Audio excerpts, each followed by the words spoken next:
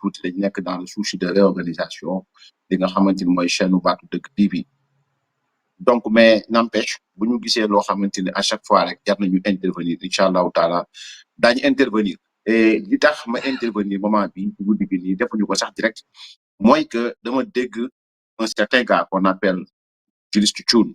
Bon voilà donc koo xam ni farfaraloom ñëpp xam nañ ko xàmme nañ ko c'est-à-dire que c'est des gens qui parlent pour le régime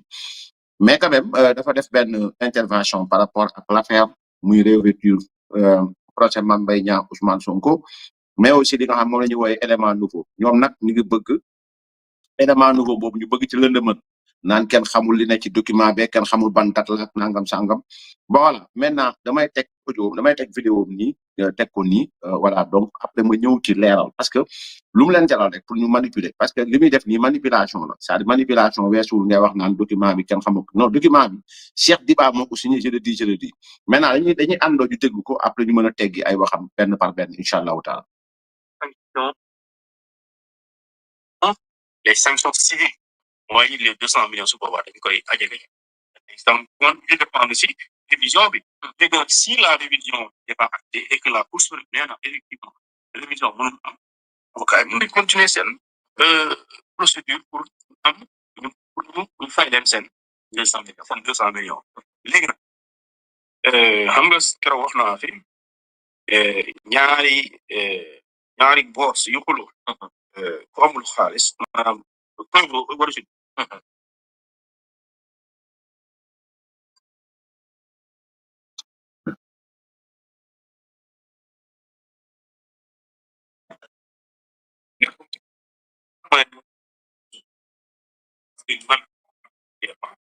ñu ngi wax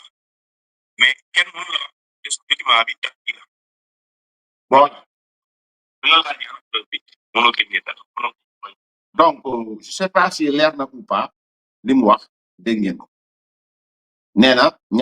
ñaari boss bu ñuy xeex boo dee pauvre la ci dugg Ousmane Sonko xeex na fi ak ku nekk dossier Mame Mbaye Niang Ousmane Sonko commencé wu tey te ñëpp da ngeen ci duggoon traité Mame Mbaye Niang détournement de deniers publics traité ko de tous les noms d'oiseaux maintenant que avocat Mame Mbaye Niang yi génn nañu ginnaaw bi nga xam ne avocat Ousmane Sonko yi génn nañu ñoom ñu tiit parce que xam nañ ne avocat Mame Mbaye Niang dañoo taxaw ci lu dëgër ci lu wér lañ taxaw mooy faux usage de faux bi nga xam ne wax nañ ba faux pour Cheikh Diba usage de faux pour Ousmane Sonko ak ministre de la justice ñu porté leen plainte ñoom ñëpp de ce fait ce juriste là ou ce faux juriste là ou ce soi-disant juriste là veut nous faire croire que document bi kenn xamul ban date la loolu la wax parce que li mu wax laa tegaat rek voilà ñu déglu ko wax mais kenn mënu la wax document bi date bi wala même boo koy wax bu la laajee am preuve bi mënoo génne dara voilà très bien bu la laajee ana preuve bi la wax mënoo génne dara man dama leen di wax clairement que ni man moom buñ ma laajee ana preuve bi ma génn ko pour la bonne et simple raison qu'un rapport qui date de 2018 2026 mëntu la nekk secret un rapport bu jëm ci mbirum xaalis bu ñoŋal askan bi rapport boobu mënul nekk secret le seul fait de le faire de bind ci kawam sceau de secret mooy en 2018 amaana jamono jooju rapport amul pré rapport moo amul muy enquête da leen tegal li nga xam ne mooy première page bi nga xam ni mooy rapport pré rapport bii nga xam ni mooy li ñu bind ñoom rapport numéro 0218 lii copie la boo xoolee exemple amul sax numéro donc ci lii lañ dem jëli ji lii moo nekkoon ci internet bi bu ngeen seetloo dama bëgg ngeen dem ngeen tapé rapport Prodac bu ngeen tapé rapport Prodac ngeen xool ni ñu bind maanaam ni document bi nekkee ci internet bi noonu la nekkee fii maanaam noonu la nekkee ci dossier mooy li ngeen di gis nii à côté nii muy am très yu noir yi nii li ngeen ni meloon ci internet bi noonu lañ ko indiwaatee nii donc pré rapport bi ñu doon wax damu nekk ci internet bi te Ousmane Sonko yoroon ko ci cléom moom la ñu indiwaat muy tuddee ko rapport 0218 juste Thioune nee na ku ñu laaj document bi nga mënoo ko joxe non dama koy joxe kenn xamul bi tegal ma beneen document bi stop ce document a été signé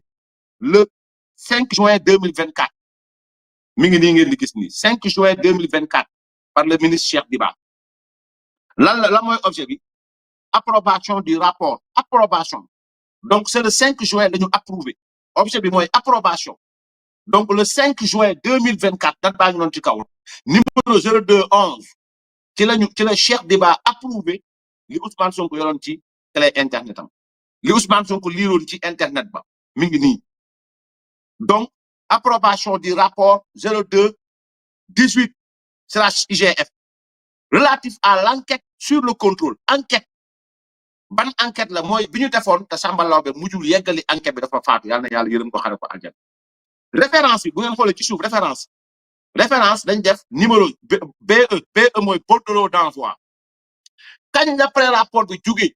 UGF ñëw ci Cheikh Diba c'est le 30 mai 2024 moo nekk nii donc bordereau d'envoi numéro 0132/MFB ministère des finances et du budget /IGF du 30 mai 2024 lan la Cheikh Diba bind faisant suite à la transmission ci-dessus visée transmission ci-dessus visée ban transmission la mooy liñ ko transmettre mooy li nekkoon IGF ñu ne leen rapport Prodac amu fi li fi am mooy enquête bu ñu defoon waa ji def pré-rapport am deful rapport y a pas eu de rapport y a eu de rapport kon rapport musul am pré-rapport boobu nag le 30 mai 2024 lañ ko génn ci tiroir yi wala ñu tiire ko wala ñu xool lu ñu mën a def indi ko signé ko le 5 juin 2024 moo tax mu ne faisant suite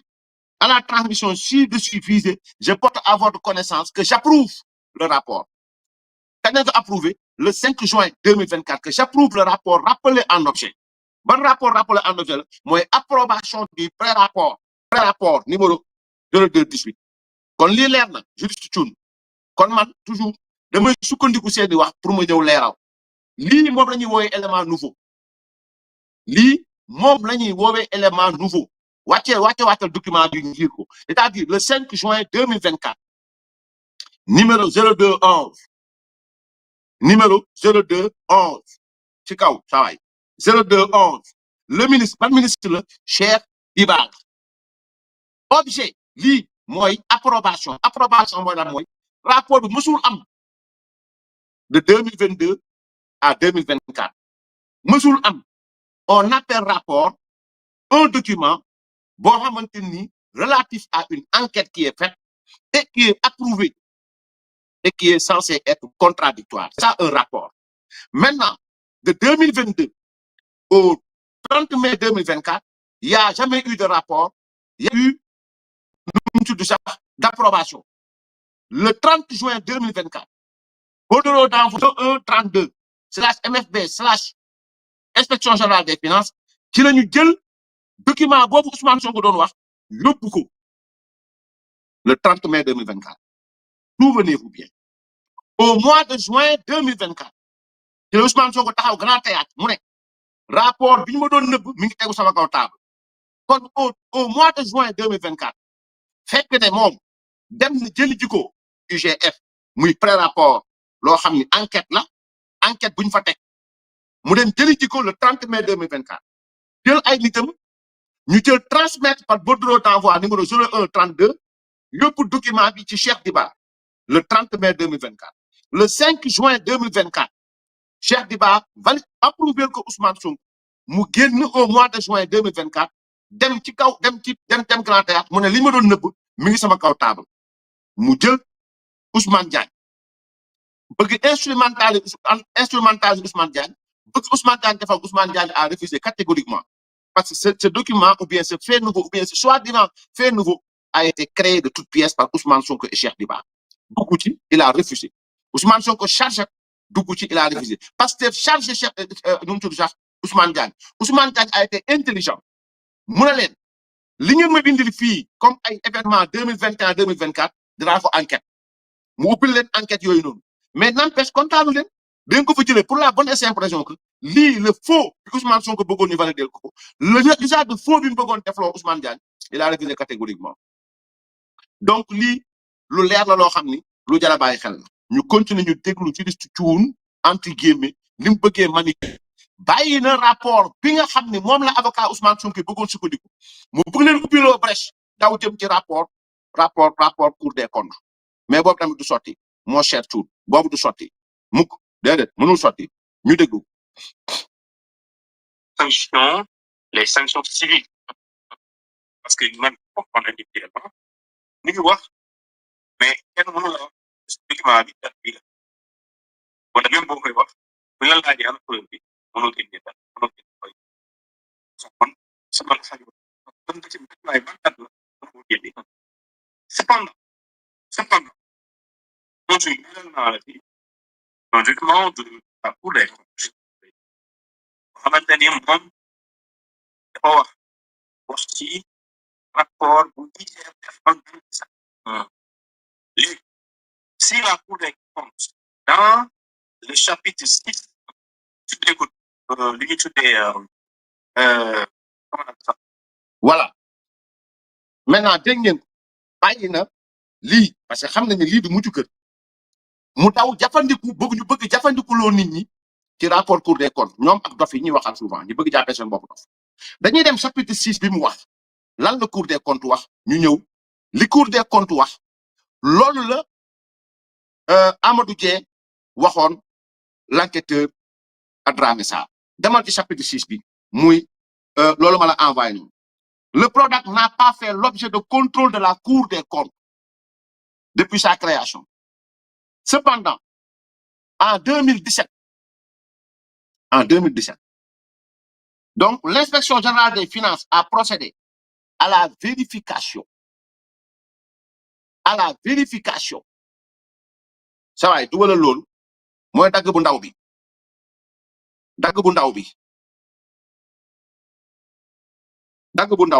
Voilà. Le Prodac n'a pas fait l'objet de contrôle de la Cour depuis sa création. Cependant, en 2017, l'inspection générale des finances a procédé à la vérification du contrat liant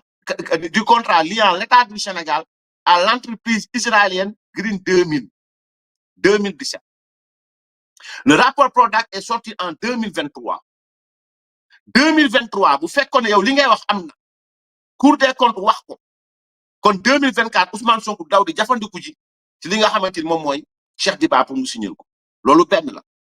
Mais da ngeen di déglu en substance ce que la Cour des comptes a dit. Ngeen mën ko jël lëkkale ko ak ce que Amadou Dieng a répondu à la DIC bi nga xam ni bind nañ ko laaj ko ndax est-ce qu'il existe de rapport Prodac nañ dem ci li Amadou Dieng bind en 2022 mu ne Amadou Niang di ma naan Amadou Niang objet réquisition à monsieur le coordonnateur de l'inspection générale des finances kii moo coordonné woon inspection générale des finances mu ne affaire rapport du programme des domaines agricoles communautaires Prodac 2014-2019 kon 2018 ci biir parenthèse boobu wax mu ne il n'existe pas de rapport Prodac. Il s'est agi d'une enquête portant sur le contrat clé en main. Enquête là, enquête boo xamante ni ça n'a jamais été approuvé, dont le rapport n'a pas été approuvé. Jàpp leen fii dont le rapport n'a pas été approuvé. Dont le rapport n'a pas été approuvé. Ça c'est en 2018. Le rapport n'a pas été approuvé. 2022 le ko wax. Kon kii il a raison. Le rapport n'a pas été approuvé. Comme ni du élément nouveau de déedéet parce que moment bi ñuy def enquête de police moment bi ñuy def procès le juge avait ça. Moi le rapport n'a pas été approuvé. Quand est-ce maintenant le rapport a été approuvé? Ça a été approuvé ñëwal ci bu njëkk bi le 5 juin 2024 par qui? Par Cheikh Diba. Ce qui veut dire que le juge puis nekk fii Cour suprême il n'a aucun élément nouveau. Déedéet. Parce que tout simplement, Amadou Dieng avait répondu pour dire que le rapport n'a pas été approuvé en 2022. Donc, il avait raison. Il a raison de dire que ça n'a pas été approuvé. Et c'est la vérité. Pourquoi c'est la vérité? Parce que le 5 juin 2024, c'est seulement le 5 juin 2024 que Ousmane Sonko, le ministre des Finances, nous a approuvé le rapport. Donc, le rapport n'a jamais été approuvé. Donc, ce n'est pas un élément nouveau. Ça a été approuvé qu'en 2024. Par son ministre des Finances. Ce qui est un conflit d'intérêts manifeste, mais aussi qui est une tentative d'escroquerie à jugement, tendant à se donner une crédibilité que l'on n'a jamais eue. Parce que tout simplement, jusqu'en 2024, il n'y a pas eu de rapport approuvé. Jusqu'en 2024, s'il n'est pas approuvé, donc il n'y a pas de rapport. Donc il avait menti. Maintenant, si par tricherie, si par micmac, il arrive à se faire approuver un rapport, c'est son problème. Mais ça ne concerne, et ça ne saurait lier les juges de la Cour suprême, ça ne saurait aussi constituer un élément nouveau qui puisse permettre de rouvrir un dossier judiciaire. Donc, juste tourne, je crois bien que il va falloir nga delluwaat yow say cours de droit nga delluwaat nga xam ni lii waa ji wax nii loolu moo am ça n'a pas été approuvé le rapport n'a pas été approuvé et aujourd'hui le document ma leen wan ni le 5 juin 2024 mooy wane ni Amadou Niang avait raison de dire que le rapport n'a pas été approuvé. Ça a été approuvé quand est-ce? Le 5 juin 2024. Par qui? Par Cheikh Diba, nommé par Ousmane Sonko, ministre des Finances, qui a usé du faux. Pourquoi faux? Parce que faux intellectuel, dans une tentative d'escroquerie à jugement, et tout le ministre de la Justice pour nous ouvrir le dossier pour ramener ça intéresse un leader.